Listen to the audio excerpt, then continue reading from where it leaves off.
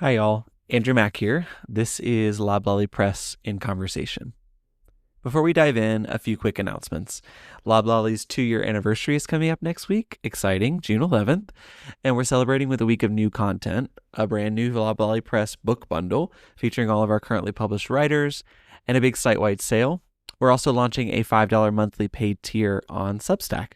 Don't worry, everything we currently offer will stay free. We don't believe in paywalls to access our work.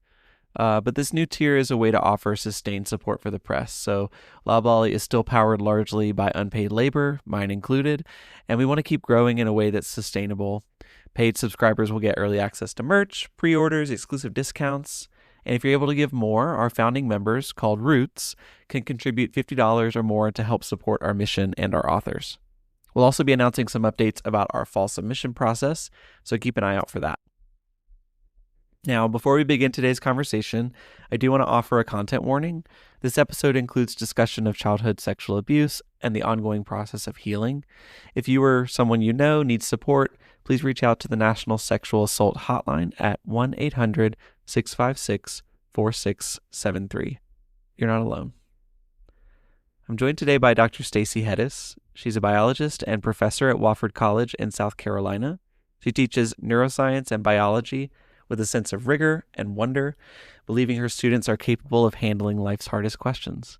That same approach shapes her debut memoir, Dispatches from the Couch. A neuroscientist and her therapist conspire to reboot her brain, out now from Apprentice House Press. In this book, Stacey writes with clarity, vulnerability, and deep compassion about her experience of childhood sexual abuse and the long, nonlinear path to healing. In our conversation, we explore how science, therapy, and storytelling can work together to bring something buried back into the light. We're starting in a moment where Stacey has been asked by her therapist to write a letter reflecting on a meme she brought up in that session. She opens the episode here by reading that letter. Let's get into it.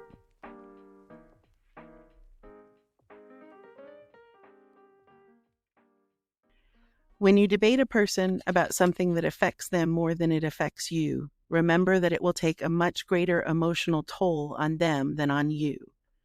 For you, it may feel like an academic exercise. For them, it feels like revealing their pain, only to have you dismiss their experience and sometimes their humanity. The fact that you might remain calmer under these circumstances is a consequence of your privilege, not increased objectivity on your part. Stay humble. Dear Piper, you asked me to write a letter about the meme I read. It struck a chord because my brain is wired for affect. I feel deeply the good that I wish you were able to see more of in our sessions, the bad and the ugly. I am the highly sensitive being for which I am criticized. People tell me to brush things off, ignore it, be happy. It makes no sense. It is as if we are different species. I'd never tell Chili and Pepper to ignore whatever magical smells draw them to the spot in the grass that, to me, looks like every other damn spot. We're working with different equipment. Imagine you met a talking fish underwater. The fish notices your distress and asks, "What's the matter?" If you respond that you're running out of oxygen, the fish might say, "What do you mean? Why can't you pump more water over your gills?" I have lungs, not gills. I have a brain wired to feel intensely. I do not have a brain that will agree to, quote unquote, just not think about it. I experience emotional responses to the events of my day, even when the people around me do not. They may wish to control me.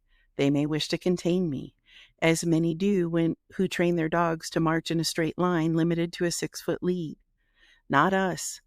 Chili and Pepper get all the leash I can safely allow them. We zigzag through the woods or around the park to their ginormous olfactory bulbs' delights. To parse the quote's first sentence, rarely do I meet someone or find myself in a situation that affects the other person more than it affects me. On some level, I must acknowledge that this is a choice, especially because I've lived my life in the land of education. Early on, I was encouraged to reach for the stars. Later, just when I thought I could reach them, the rules changed. When considering success in higher education, particularly in the sciences, the rules are all about debating. No, more competing from an unfeeling place. Please do not mistake this for a call to throw scientific objectivity out the window.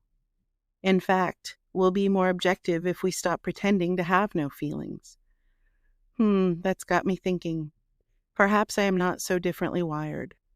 Perhaps I cannot, will not, hide the fruits of my limbic system's emotional fight or flight reactions. I watch what happens to men when they reveal something which exacts an emotional toll. Here's an expression they use. It got the better of them. They train us to do the same.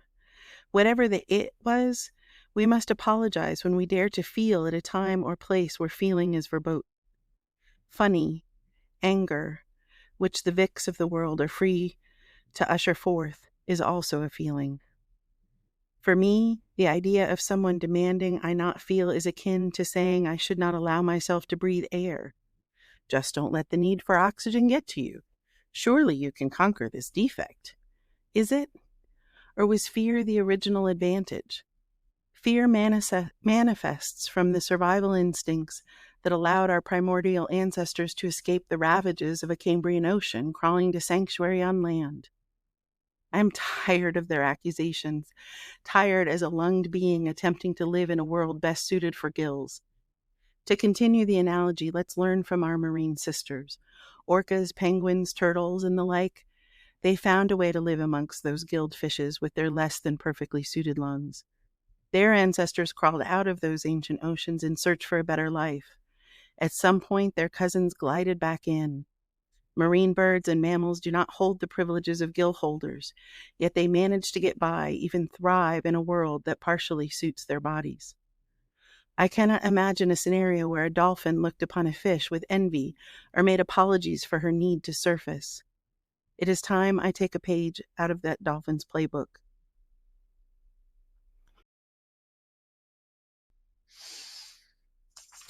It's beautiful. I'm gonna read the short section at the end. Is that okay? I know it's in your voice, but I thought it'd be nice to kind of get in there. Um, I am what I am, pretending to be something else, no more than pretending. Having the expectation that I become someone else is bogus and dangerous. I, as both a thinking and feeling human, have something to add to this competitive land, red in tooth and claw, as Lord Tennyson would describe it. I no longer can or want to pretend otherwise, or worse, beat myself up, because I happen to have lungs which power grief as well as joy. I find myself in just a very difficult position here because I have a million questions that I want to ask you about this section. I think I want to start with this idea of, am I being too much? Am I feeling too much? And people say, I mean, people probably have said that to people like us. Um, how much of that do you think is misogyny and is just living in a world where men shove down all of their feelings, and so any feelings you might have are invalid? I think it's important to acknowledge that and that misogyny has an impact on all of us. And the easier place to be is a place where we don't talk about these things, at least in the moment.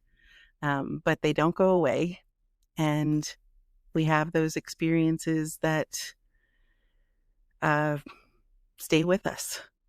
And whether we realize they're having an impact us or not is a question that the neuroscientists still have to look for answers to. You can, I was reading, Dr. Bruce Perry does a lot of work with trauma, and he was saying that he was working with a patient who was, I think, just unconscious, not in a coma, but he brought a piece of clothing from somebody who had abused this child, and just the smell of the clothing for somebody who was unconscious raised their heart rate, raised their blood pressure, and raised their breathing rate.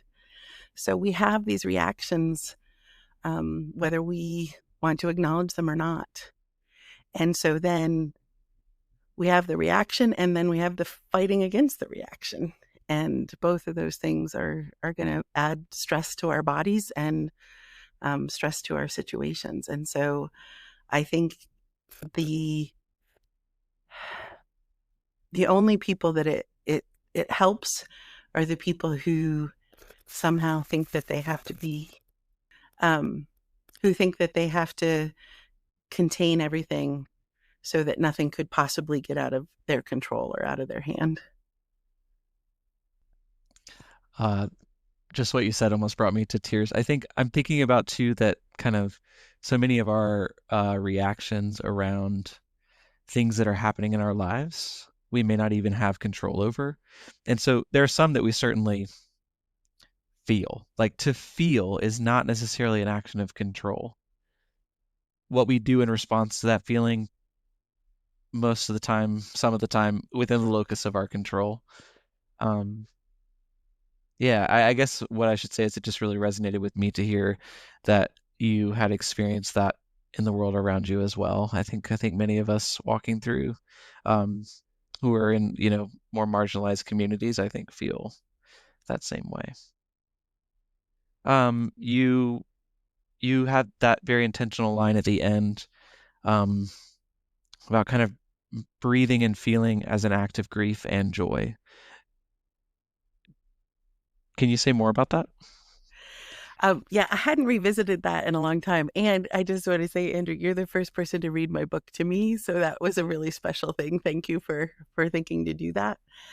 Um, I think it was a reaction to the um, the way I felt Dr. Hettes was supposed to exist on in her workplace. And of course, I'm Dr. Hettes, but I talk about myself in sort of Stacey and Dr. Hettes and little Stacey. So, um, my I was always going to be the person who came in ready to work, excited to work. Uh, I tried to make committee meetings feel like a fun place to be, but a good place to be because we were going to try and get something done and do a good job. And so this time in this forum, where I disclosed something about my life that was so personal, um, I almost felt like I had done something wrong. And it wasn't that anybody else around me um, was sending me that message. It had gone so against my understanding of the culture that I put that on myself. I shouldn't have done it. We should have all just, sort of gotten through it and swept everything under the rug and never talked about it again. And that's not what happened. And my experience after that was not what happened either. And so I think the statement at the end of that letter was a statement of um, this happened, and the first step I have to take to dealing with the aftermath of this incident is give myself permission to not beat myself up for standing up for survivors in that room. There's also a line right after, and a few pages later, where your therapist responds and says, "Stacey, I think there's like a real badass in there." Um, and I felt that way when I read it. And I think we can think of badassery in many different ways, but I think one thing I'm thinking about as I'm reading your work is I was not okay. This is you. You are an incredible wordsmith in how you're putting all of this together. And so when I read that letter, and then your therapist is, of course, responding similar to how I'm feeling in that moment, I'm like, oh my God, I think of that last line as a poem. There is a lot of a poem in there. And I'm curious if the spirit of poetry is something that you feel as you write. Is it something that you even think about while you're like in your daily life or when you're writing life at all? Thank you for asking that question. And I think the closest I've come to feeling like I was tapping into what I assume poets feel was trying to craft a beautiful sentence.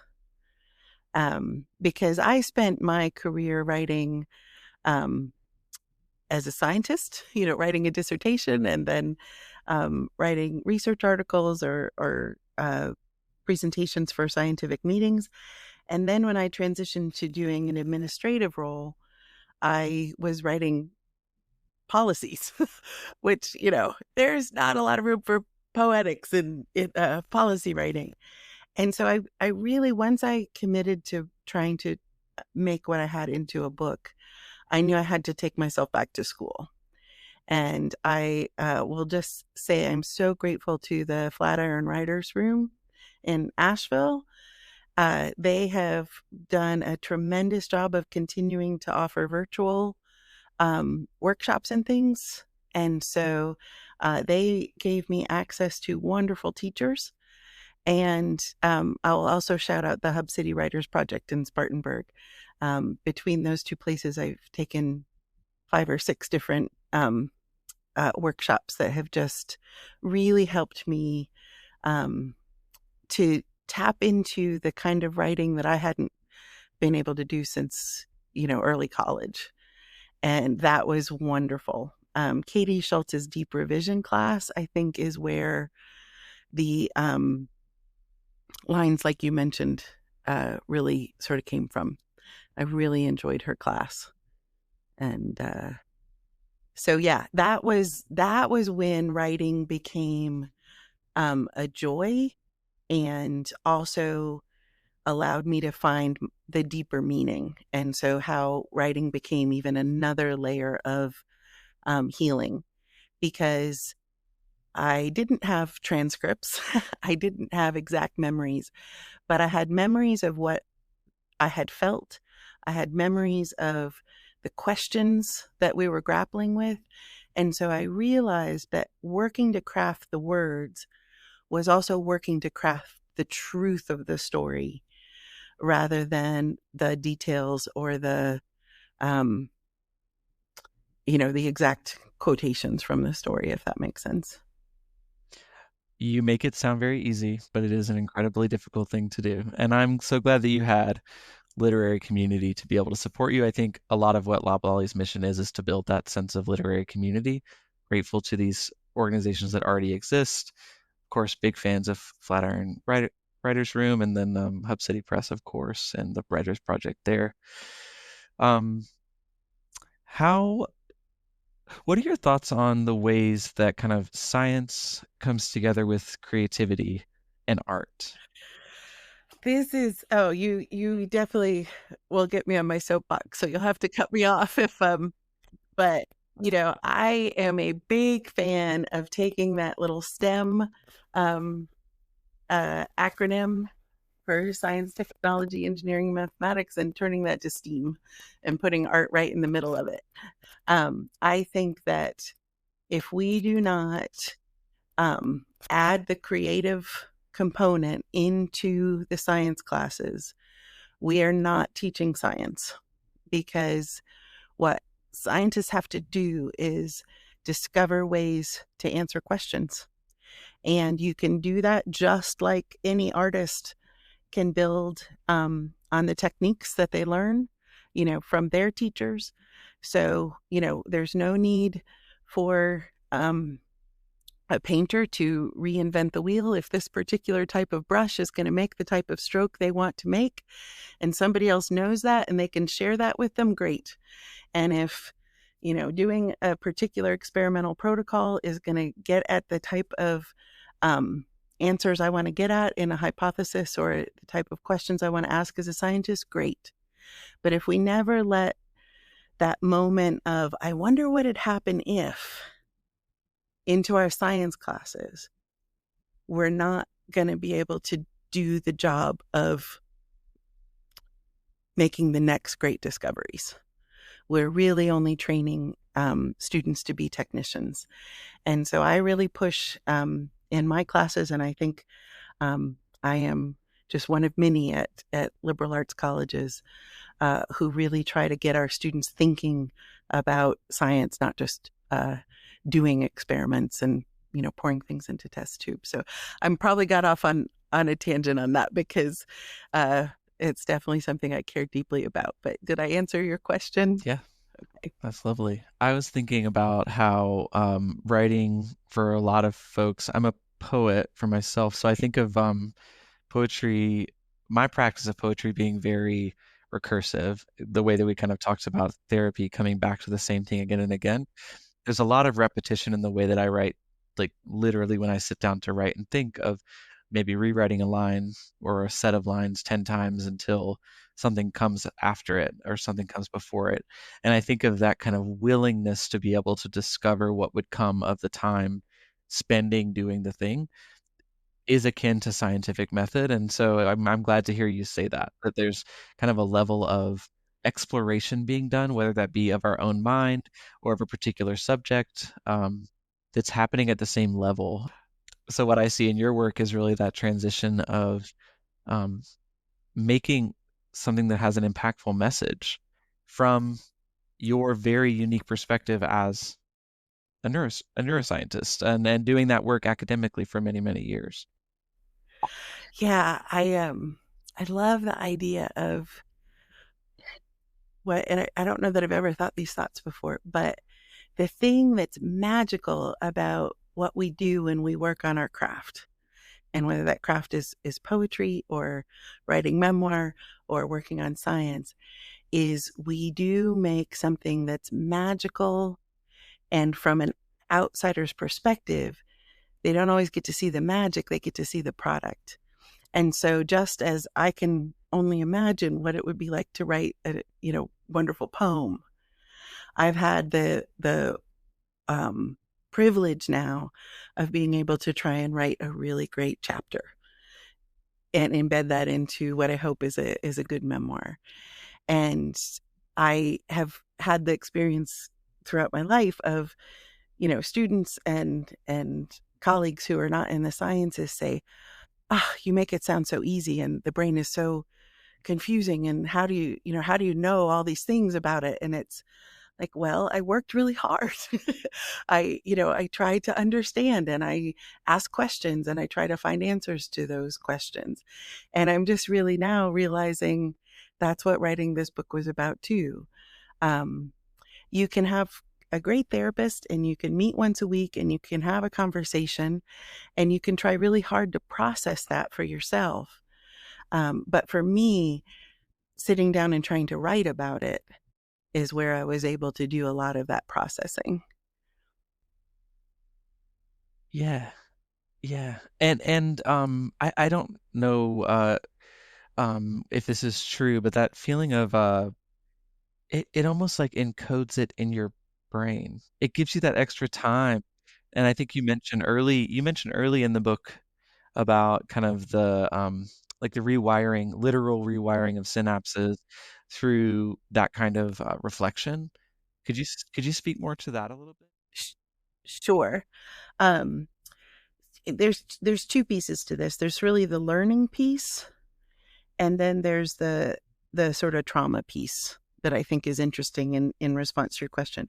So as far as the learning piece goes, um, we know the sort of story of positive reinforcement, right? We know that if we do something and we have a good outcome, we'll get a hit of the happy chemicals like dopamine and serotonin, and so that will be reinforced in a positive way.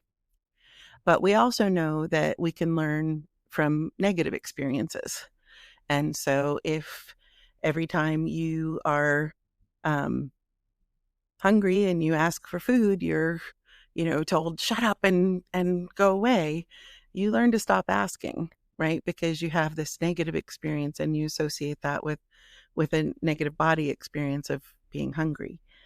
And so we know that the hippocampus is involved in that process, but the hippocampus is embedded in that limbic system where we also have um, our emotional experiences, where we experience profound disgust. So, the area of the limbic system that deals with disgust is called the insula. And in I hate the term lower order animals, but non-mammalian animals. That insula is really there to keep us from eating rotten food or potentially things that are poisonous. But we see that same brain area lighting up in um, humans when we experience moral disgust. And so when we are experiencing um, exposure to things that we just know are not okay, um, that's going to become part of that learning reinforcement. And so we can be very triggered by anything, that will remind us of those experiences. Because the other thing, I think I mentioned about the smells before with Dr. Perry's work. Um, all of this was known as the rhine in sort of early brains, and rhine, like rhinoceros, is nose. And so for most animals, the smell sensitivity is the strongest sense. And so that's where, smells can be so triggering. We all know that experience of, for me, it's like smelling a hair gel I used to use. If I pull that out, it's like, oh my God, I'm back in high school. But then throw the amygdala in there, and you have the amygdala being closest in terms of connection to the hippocampus and the hypothalamus, which is our body's response to all of this, and connects up to our cortex, our sort of thinking and feeling brain. Really thinking and reasoning brain. And so that puts that fight or flight, that fear response right in the heart of everything. And the amygdala also develops much earlier than some of the other areas. So right around age 4, the amygdala kind of goes through a growth spurt, whereas some of these other areas are going to experience that in sort of adolescence, and some not until we're in our 20s. And some work has been done to look at the size of the amygdala of people who've experienced trauma, and the size of their amygdala is just overall bigger. So if you took 10 people who'd experienced trauma and 10 people who hadn't, on average, the amygdalas of the trauma group would be bigger. So you've got more to work with. But the other thing that happens is the connections in those brain areas can come closer together or get farther apart. And if you get those connections in the amygdala closer together, that means that something that maybe would have been, oh, I'm a little uneasy about this, becomes, uh-oh, now I have to be really afraid again. And so when I talk about really kind of having this overnight experience of waking up the next morning and remembering the day before and calling my mom and saying, I'm right back where I started. I'm right back where I started. I didn't have an electrode at the time. I didn't have a brain scanner at the time, but I can imagine that overnight, those connections in my amygdala just grew a little closer together. What I can think of is happening is in therapy, you're sort of getting those connections sort of back down to a baseline level, rather than up in that sort of stratosphere of intense experience. Thank you for sharing all of that, like delicious context. I was like so into it. Can you share more about the idea? You mentioned the idea of a trigger a lot in your book. And when I was coming through my college experience, I only did undergrad, but coming through that experience, there were people saying like we should not do trigger or content warnings on things. Like there was kind of that still, I think silly debate going around. Now reaching a point where I see content warnings everywhere and I'm grateful for it. You actually have a content warning in the beginning of your book. You have it noted on this, like the way that you're going to write certain triggering or possibly triggering pieces is going to look different. Um, is there like a neurological component of a trigger, like specifically, or something that can actually cause your brain to go and snap and just now you're in that space again? Yeah, I don't have like a paper I could refer you to, but I can just talk about how the brain works overall. And our brain is supposed to do two things. It's supposed to take in sensory experiences and give us a way to respond to them. And so a trigger is a sensory experience that has a context. And that's why we learn. So if we were never able to learn where the water was in our environment, or never able to learn what's safe food to eat and what's not safe food to eat, we wouldn't last very long. So we can think about just basic body functions and say having a sensory experience is essential. But when we learn about sensory experiences, and when those sensory experiences become associated with through learning with something very negative, and something that, whether or not it was dangerous and whether or not it was actually deadly, our body perceived it as dangerous and deadly, then our body's doing what it should by associating that sensory experience with activating that danger response, that limbic system response. And so a trigger is something that can take you back to feeling as if you are in that dangerous space again. It doesn't always do that, and it's certainly not going to do it the same way for everybody.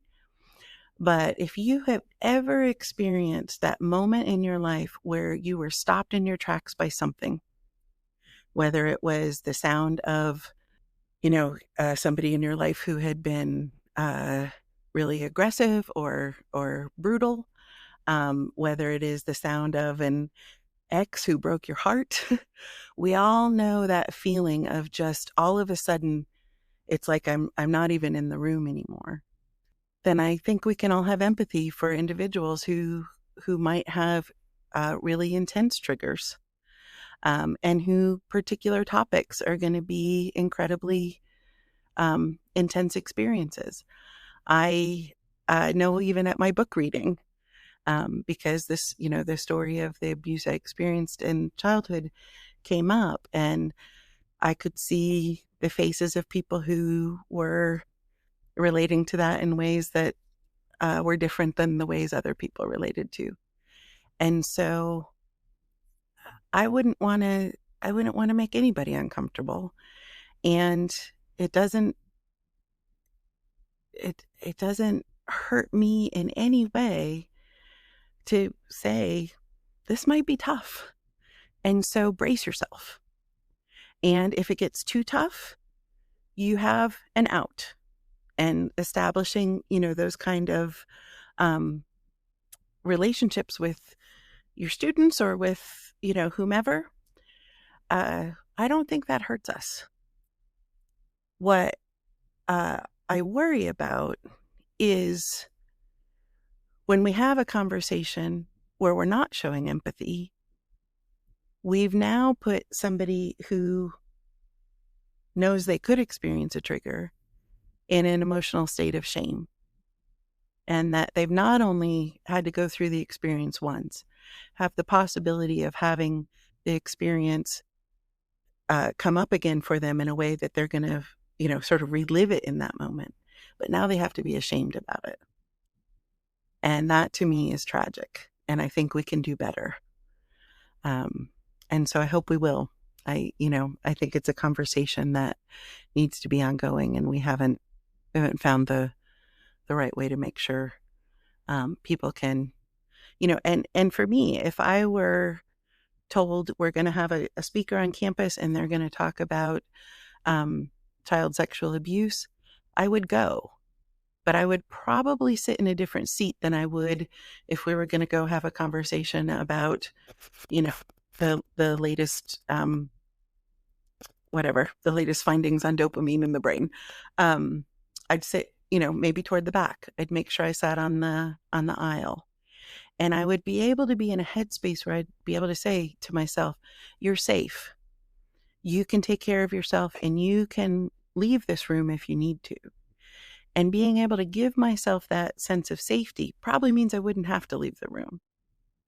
But if it came out of left field and, somebody stood up and said, well, we're going to talk about sexual abuse, so I'll probably have to give you a trigger warning, then I'm leaving because now that space isn't safe anymore. I was going to say, the space is not handled with care. Um, and so then you aren't going to be cared for. I think what you were saying about shame is one of the worst things that we can do to folks who are experiencing some sort of trigger based on like what's going on in the moment. In part because it's kind of this vicious cycle, right? They experience the trigger, they're re-experiencing the event. We shame them, and then they don't like resolve nothing gets resolved. It goes back, and actually maybe is even worse. And so I think being able to choose, like for example, like when I'm picking this book up to read it, I get to choose how I'm going to engage with it. For me, I had to read sections of it and then put it down. And I would be like, I'll come back to this and pick it up and read it again. One of the things that kind of struck me about this is the kind of relationship between religious trauma and sexual trauma. And I know that, many of us know that exists in the world. Coming from the South, I know you mentioned, and correct me if I'm wrong, but Pentecostal roots, and I was raised in a Southern Baptist church, and we know that sexual violence is happening in those spaces. And unfortunately, it there is a real power dynamic going on there where folks who are in power within these religious institutions have an enormous ability to wield shame as a weapon against people who are impacted by this. I guess I'm not really asking a question as much as just kind of if you wanted to share more of your experience about the world of religious silence and trauma around sexual violence. I would love to hear more. Um, this is one of those times where I wish my mom was here with us because she really handled that for me.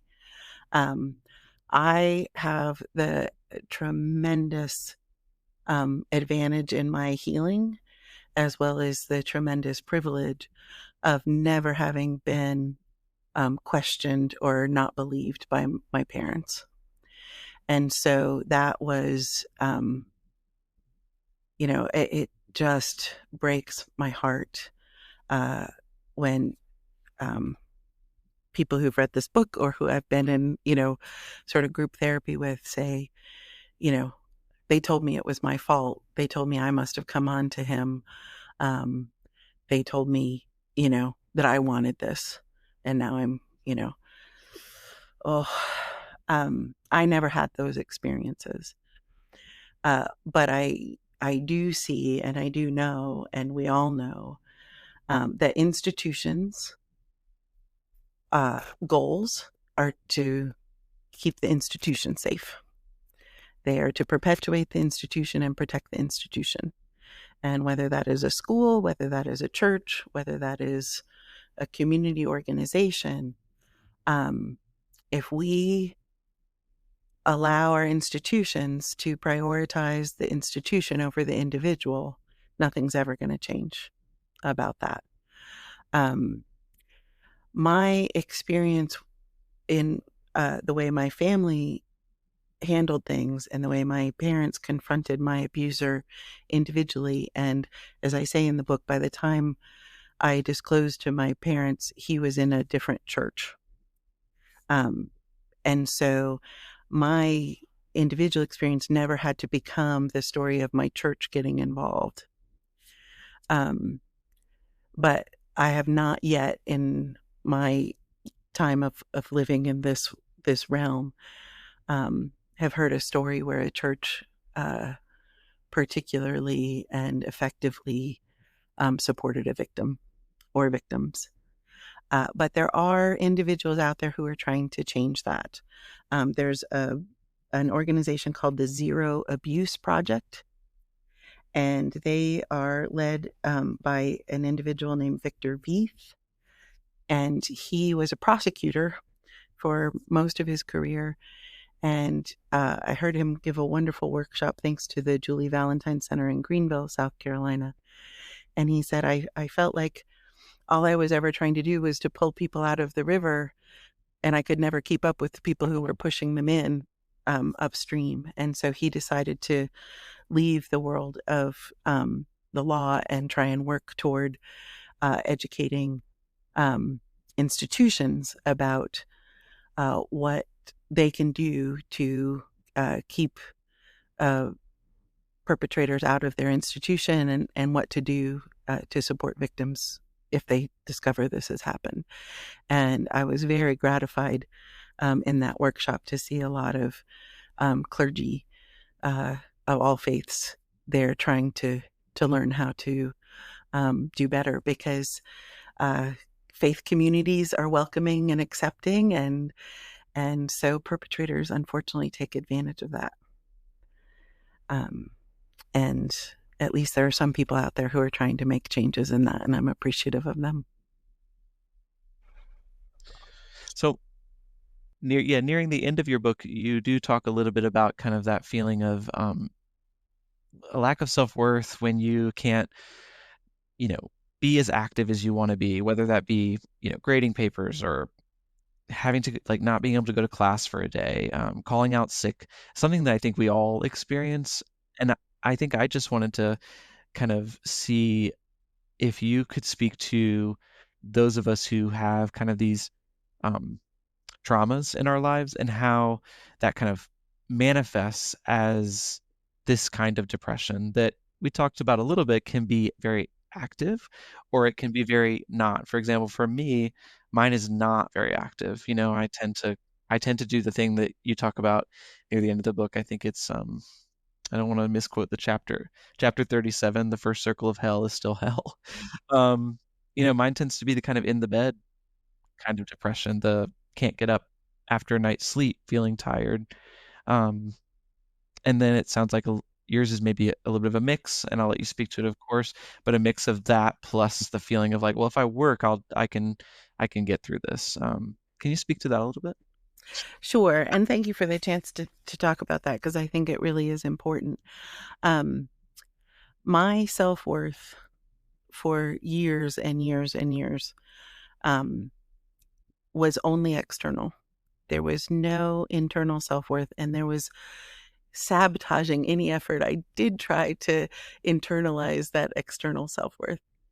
And so the best I could do was work really hard and have somebody tell me how great it was I was working so hard, how glad they were I was a part of whatever, and how grateful they were for my work. And that was the only source of validation, the only source um, of joy, that I could find, other than my dogs. My dogs I could come home to and have them hopping at the door waiting for me was a good moment for me. And so in those moments then where uh, I just didn't have the energy, because depression is absolutely exhausting. One of the things I don't think people who don't experience, clinical depression realize is when somebody says they can't and they look fine, they really can't. If they've gotten to that point where they are overcoming the shame of having to admit they can't because they can't, they really can't. It is absolutely exhausting. And when you can't turn down the intrusive thoughts and they are constant, then it's not just the physical exhaustion, it's the mental exhaustion as well. And so um, it was hard to put that in the book. That was one of the hard things to admit, because I was worried my students would read it, and they would say, "Hey, she was supposed to be in class and she didn't show up." No, of course, I know students were all probably going, "Yes, she's not coming today," um, but if I were vomiting, or if I had a broken leg, or if I had to go to chemotherapy and I missed class, I might still, because I am who I am, be ashamed of that, or put myself down and berate myself for that. But nobody else would. Not my boss, not my students, not my fellow teachers. They would have all said, "Oh my gosh, I'm so sorry. Is there anything I can do to help?" But when you are experiencing depression, because the thing that other people might see is just, oh, she's just having a tough time. Oh, she's sad. She's, you know, she just needs to perk herself up, or she just needs to, deal with this. Um, any little bit, I mean, it just takes the tiniest bit of that sort of idea being communicated, and our brains will just grab onto that and say, see what you are, see you are fill in the blank, whichever word your brain chooses. I won't pick for you because they're all terrible. Um, and so that's something, again, that we as a society need to deal with, just like we need to deal with the trigger warnings, because mental health is physical health. uh, we are a mind and a body, and they are both made out of biology. And so I hope that by putting that in the book, which was um, surprisingly one of the more vulnerable things to put in the book, I'm helping someone else understand that when they've hit their limit, when they are in that moment and they know for themselves, I just cannot do it today, that they won't pile shame on top of that. Thank you for doing that. I actually wanted to, there's two quotes that I want to share, and I'd love to have you speak about. The first one is, it's from page 325, and don't worry, it's not like a heady one or anything. Um, Christ Almighty, it's going to take the rest of my life to sort this mess out. And I thought about that in the context of, I think that people think that there's like a start and an end to therapy a lot of the time, that when I go in, I'm broken, and when I come out, I'm fixed. And you and I have spoken about the kind of circular nature of it. But for you, knowing that this is something that you're going to be dealing with for the rest of your life, I would like to know, how does that knowledge that you're going to be working on this and working on yourself through the rest of your life not dishearten you? How do you keep have clarity? It's a great, that's a great way to ask the question. Thank you for asking that too. Um, because I'm making gains, is really the answer. And when we think about the cyclical nature, one of the analogies that I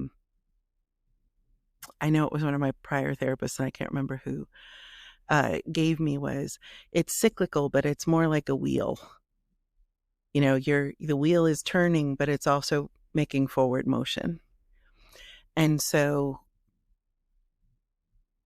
if you've never experienced a time in your life where your brain is being incredibly unkind to you, where it is sending messages to you that you are worthless, that you are a burden, that the world would be a better place without you, um, first of all, I'm so happy for you, because it's a terrible thing. But if you've experienced that and you have come to a place where that dial is just turned almost all the way down. We all have bad days. We all experience, situational anxiety. But when you can dial that down, you'll do just about anything to make sure that that dial doesn't turn up again. And so that's the other side of it, is not just that I hope I can make more progress, that I can, um, go from just not hating myself anymore, which is its own kind of progress, to, sort of leveling off and just saying, okay, I'm going to live at this neutral for a while, to having these moments where I can say, you know what? I did a pretty good job with that. I had a really good day. I allowed myself to feel and absorb the joy in the room of my book launch, to knowing that that could become ever more common, and that fear of, what if I go back into the depression again, will become less and less, because the more days you stack up of healing and the more work you do, the more distant that feels. I wanted to read the last paragraph of the book to you. and share, and then maybe have you just kind of reflect on this with me. As I exit this future final therapy session, I have the urge to shake hands with the clients sitting in this liminal space, filled with that familiar scent of mint and ink and warm paper. I want to tell them not to worry about the messiness of their intake forms or the messiness of their lives. They are right where they need to be. They are right where I am. And I just want to say that in doing that, this is one of the greatest practices of empathy I think I've ever seen. To say not to say I know what you're experiencing, but I'm with you in that experience is an absolutely different way of approaching this. And I wanted to ask how you decided to end that way. It was interesting because I was going on with therapy, and I knew that there were parts of this story that I was going to introduce and not resolve. And there were parts that I was going to introduce and maybe not even bring up again. So I talk a little bit about a high school coach, and there's really only one chapter. And so yet I knew the book was the writing of the full draft of the book, not just, sort of writing, for my own good, for my therapeutic good. I was thinking about, what would it be like to try and create an ending for this book when I know the therapy's ongoing. And so what you just read is from the epilogue, and I titled the epilogue Maybe the Final Session. So I had to, and it was a wonderful exercise. And I will say I do get to live days of that epilogue experience. I don't feel like I'm living entirely in it yet. And so I had this wonderful opportunity to really turn on my sort of creative writing brain, rather than grounding myself in the truth of memoir, and say, what is it going to look like? What will the day be that will let me know it's time to say I'm finished with this? And maybe that will happen in my lifetime, and maybe it won't in its entirety. But I've been told, and it's, humbling to say this out loud, but I don't know any other way to say it. I've been told I have a servant's heart. And I know I come from a family of people with servant's hearts. And so that's just my servant's heart being itself. And so that final paragraph of saying, if I were walking out on my last day and I was heading to a party I might throw myself because it's my last day of therapy, and I thought somebody in that space needed somebody to sit with them until their therapy session started, I'd probably sit with them, because that's where my most profound feeling of joy comes from, is knowing that I've walked with somebody else and made their day or their burden a little lighter. Thank you for listening to Loblolly Press in Conversation. This episode was produced, edited, and mastered by me, Andrew Mack, from my home in Asheville, North Carolina. Loblolly Press is dedicated to amplifying emerging voices from the American South, with a focus on queer, BIPOC, and rural writers. To learn more about our books, our authors, and what's coming next, head to loblollypress.com and subscribe to our newsletter.